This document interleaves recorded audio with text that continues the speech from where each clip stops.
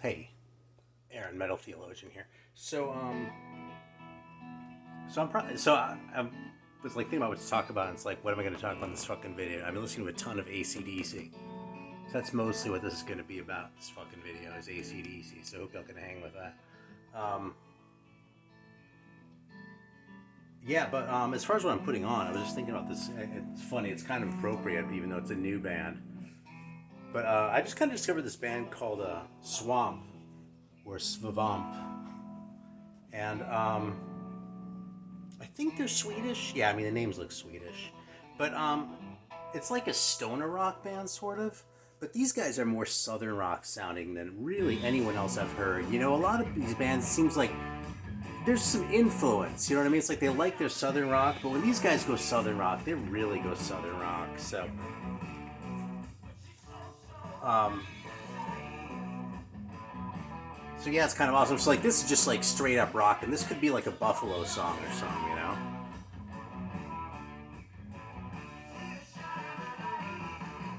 Anyway, I have the first album here too. I think I like the second one even more than the first one, though, honestly. But this is it, and I look forward to hearing more from these guys. But at least this, actually, I think both these were $10, like brand new from the Riding Easy store. So I usually don't talk about stores and that, but I'll make an exception this time because $10 for this one on record. Yeah, it's not like the you know.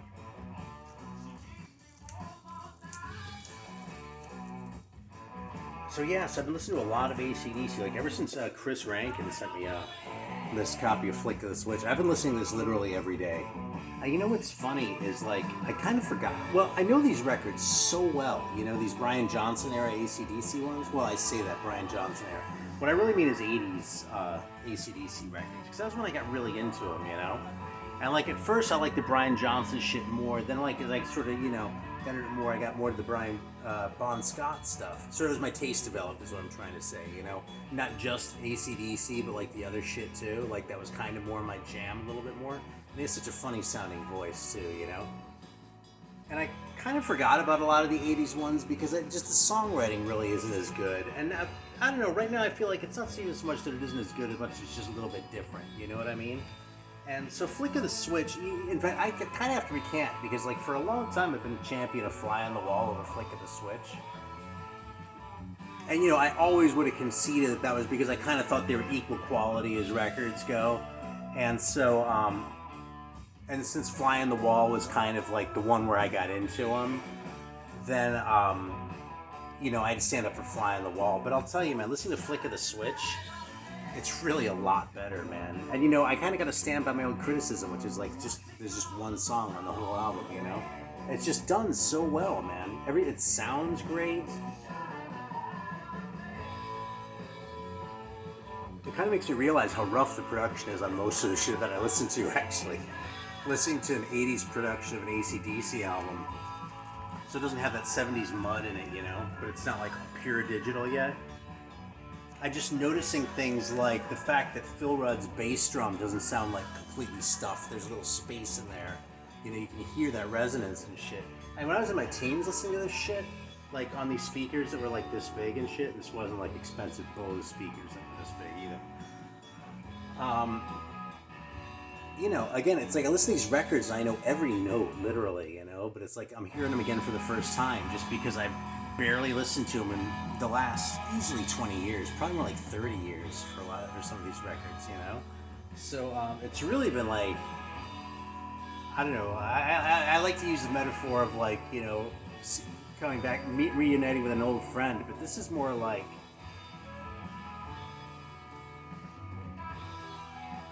going back to your hometown and all the people who you knew from there, even the ones who shouldn't really be there because they'd all actually moved away, but they were all there and they threw like a big like surprise party for you, and like it was just all the shit that had been cool about that place that you had missed, you know what I mean? And none of the bad shit that made you glad you left, you know? That's what listening to Flick of the Switch has been like, you know?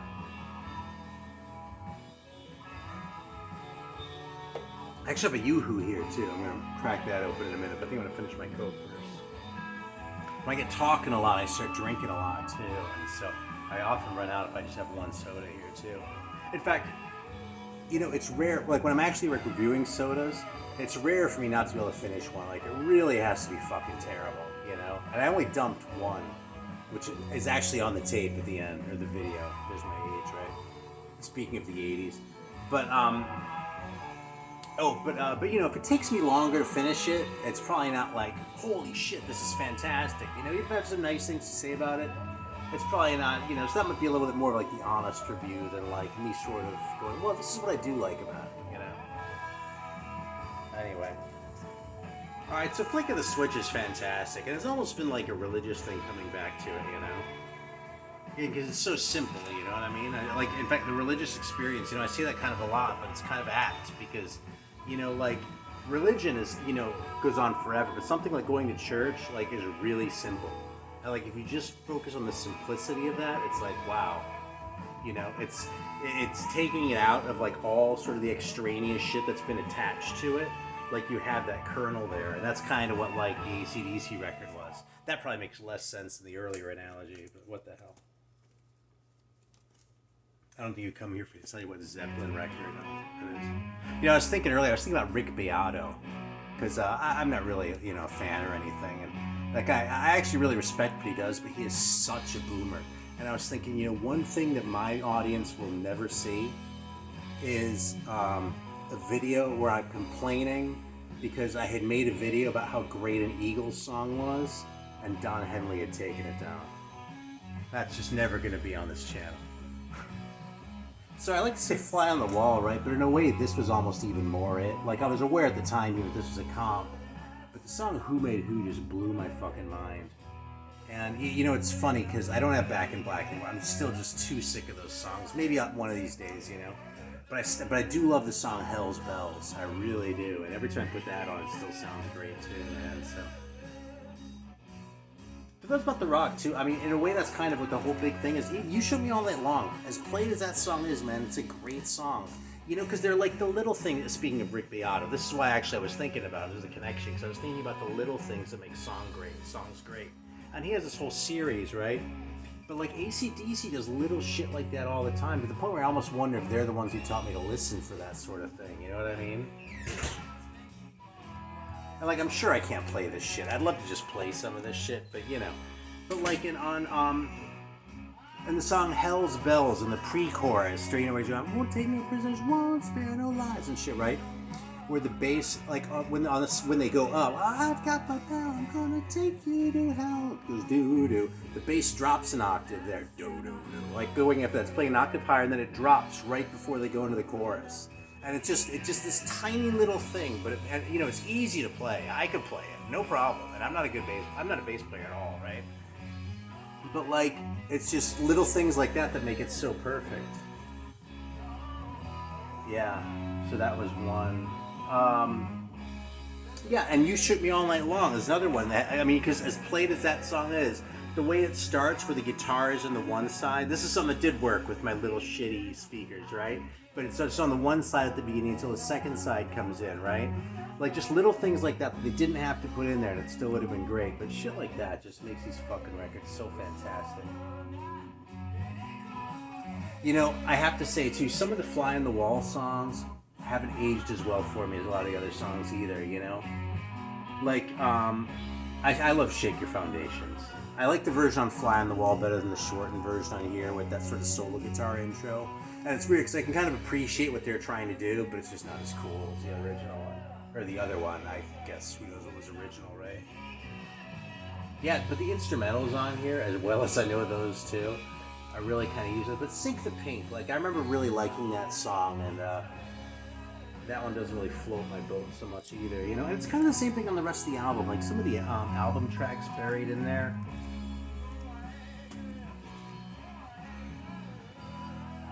Yeah, all of side one I can still hang with. Danger is probably still my favorite song on here.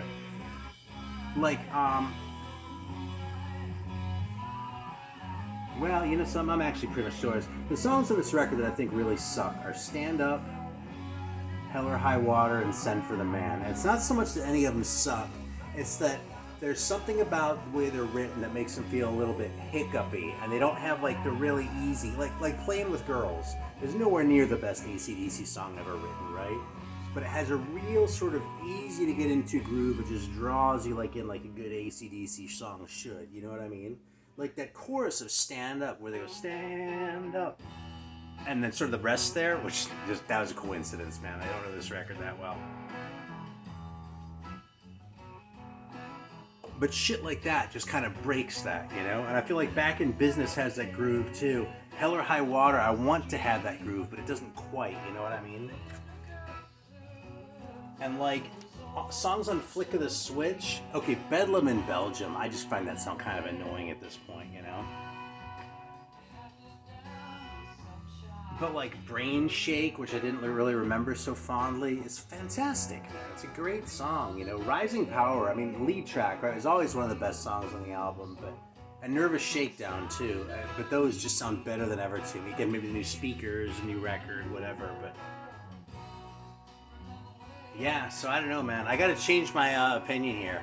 Hasn't happened. It's happened before on this channel. It's not like it doesn't happen even kind of regularly, but yeah, I was a strong advocate for champion of Fly on the Wall earlier, and I think I'm moving over to Flick of the Switch, which doesn't mean I won't still champion Fly on the Wall. Just I won't say I think Fly on the Wall is better than Flick of the Switch anymore because, excuse me, even though I like taking the unpopular position, Flick of the Switch is just a better fucking record, man.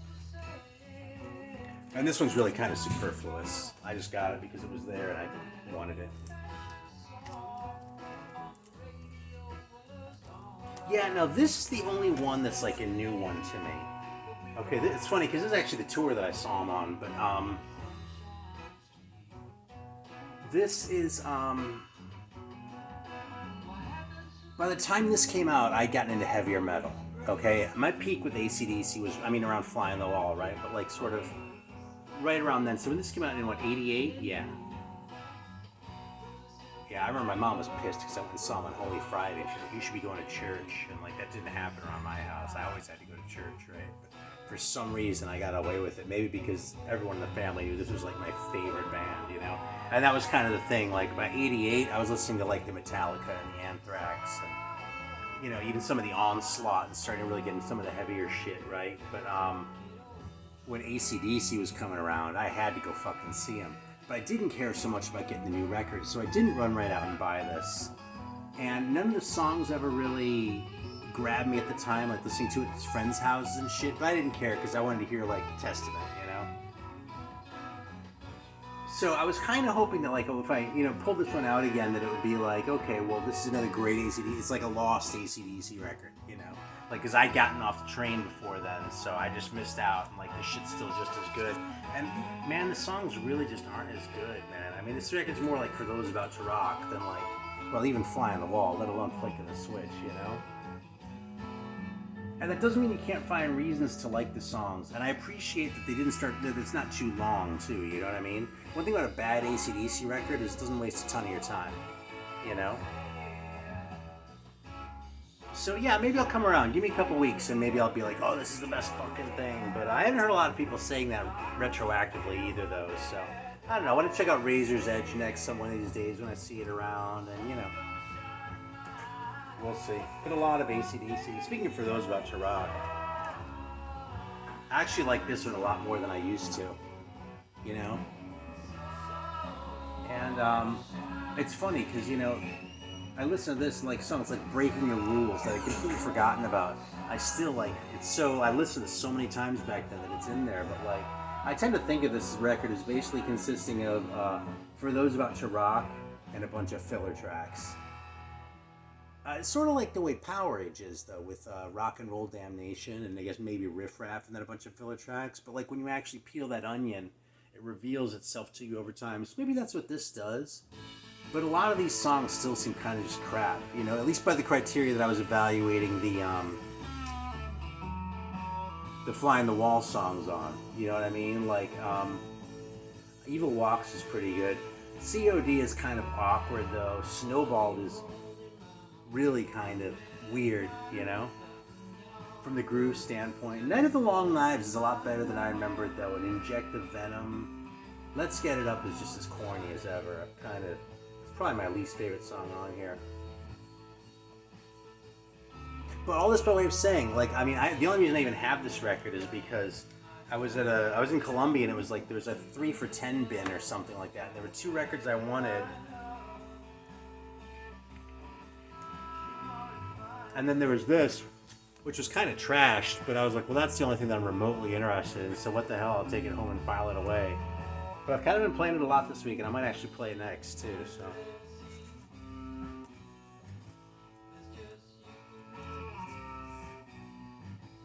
So fingers crossed. Maybe one of these. Maybe I'll learn to like this one the way I like For Those About to Rock. Probably not, because I'm not that age. I'm not at that place in my life anymore. I'm not still digesting my first 100 or so records. You know what I mean? And like finding like what I really appreciate about music. You know. I like to think that of myself as not one of those guys. Here comes the YouTube, by the way. It's appropriate for what I'm about to say. I like to think of myself as one of those people who isn't like, whose taste isn't completely dictated by what they were into in their teens, you know? And I think I can make a pretty strong argument. I mean, I don't know of any people who got into rap when they were 46, or however old I think I was.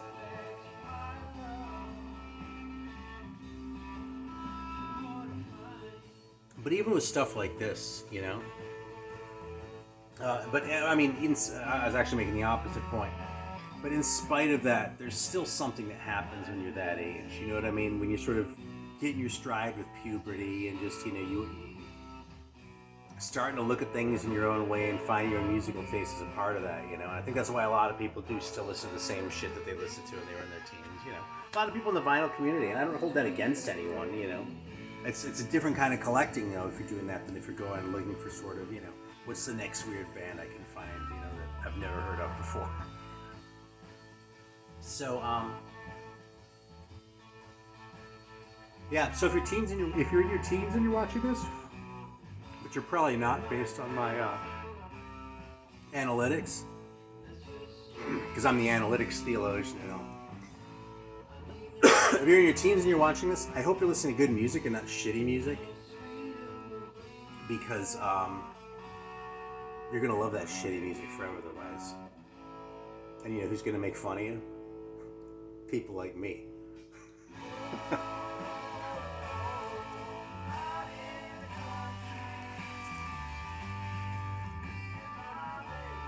Alright, so let's talk about a couple more here that aren't AC/DC, just for grins. Oh, I don't know, man. You know something? Maybe I don't have anything to say about anything. Like, I was listening to this a whole bunch before that, you know? This is the Sepultura with the Overdose split. This isn't like an original. It's a reissue from last year or something like that. So they did it right. It's a really nice pressing and shit. And I actually kind of alternate between which cover I like have it in. So like whether I have it filed away like this or I have it filed away like this. Anyway, for the early like the sound of like that German like black metal style, like the First Destruction. I mean, I pulled all this shit out.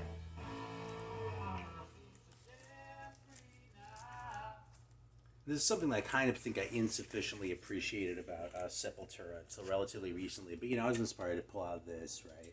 This is my metal blade press of this. Fucking hair is so awesome. If you're gonna wear your hair like that, you really don't need a mustache. What's it gonna add? You know that. I had my metal blade press of this too. So it's funny, I actually have import pressings of both too, but yeah, it's funny, man. I love these 2 records so much, but there's so few records that really sound like that, you know what I mean? So, what should I put on? I'll put on the Destruction for a minute. I think I'm only going to talk for another minute anyway. So that Sepultura record, though, man, that just so totally has it. And it's funny because, like, it's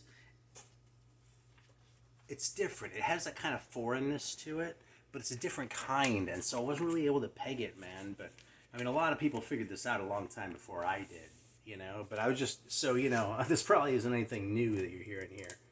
But, I just really appreciate that. You know what I mean? I know what I'm going to do. I'm going to hype this one for another minute. This is actually a recent reissue of the first Leviticus. I think Rocks did it. You know, it's one of those that Scott Waters is involved with. So you're supporting a friend if you buy this record too. But you know, I'll be honest. I don't think it's a great record. I think their second record is probably their best, like sort of metallic record, and that's not a great record either. But I wasn't really familiar with this one, especially not the Swedish. I feel like they did an English version of the first record at one point too, and that I had it, like I Shall Conquer or something. Well, that's what this one's called in Swedish. I don't know how to pronounce the Swedish, but that's what that means.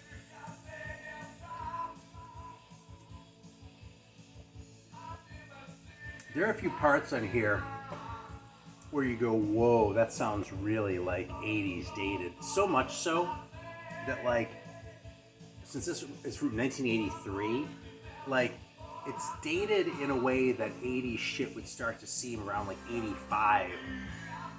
It's like, for being so dated, they were kind of ahead of their time in a weird way. At least that's my impression, you know.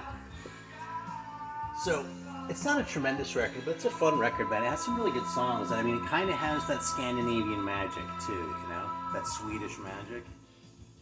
And I hope that's coming across. Like, the sort of the dark, like, sort of the lugubrious, you know, vocal tone there, for sure, right? Yeah, a stupido faccia, you know?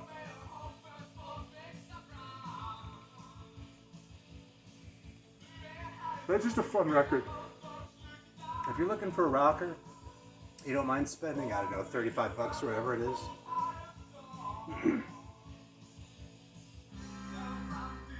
I've spent more for records I've enjoyed less.